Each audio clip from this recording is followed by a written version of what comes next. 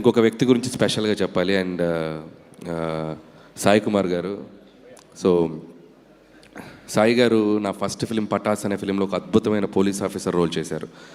So మనం అప్కమింగ్లో కానీ, మనం రైజింగ్లో ఉన్నప్పుడు కానీ, మనం కష్టంలో ఉన్నప్పుడు కానీ మన పక్కన నిలబడే వాళ్ళు మనం ఎప్పుడు మర్చిపోకూడదు. ఆ రోజు పటాస్ అనే ఫిలింకి చాలా లో బడ్జెట్లో చేసాం. అప్పుడు సాయి కుమార్ గారు హ్యాపెనింగ్ యాక్టరు, సినిమాని నమ్మి నన్ను నమ్మి ఆయన నాకు సపోర్ట్ చేశారు. సో అందుకని సాయి కుమార్ గారికి ఎప్పుడు, ఎందుకంటే పటాస్ లేకపోతే నేను లేను. సో ఆ సినిమాకి పనిచేసిన ఎవరైనా సరే నాకు ఒక ఫ్యామిలీ లాగా. సో అందుకని సాయి కుమార్ గారు ఎప్పుడు పిలిచినా ఎక్కడికి రమ్మన్నా it's like a family member, I will be there. And Sai గారి గురించి చాలామందికి తెలియని ఒక యునిక్ క్వాలిటీ ఉంది, అది నేను చెప్పాలి.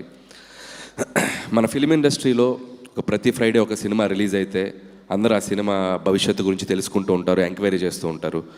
సో అదేదో ఆయనే తీసినట్టు, అదేదో ఆయనే ప్రొడ్యూస్ చేసినట్టు పాపం ప్రతి సినిమా గురించి ఆ రోజు మార్నింగ్ రిజల్ట్ ఏంటో కనుక్కుంటారు.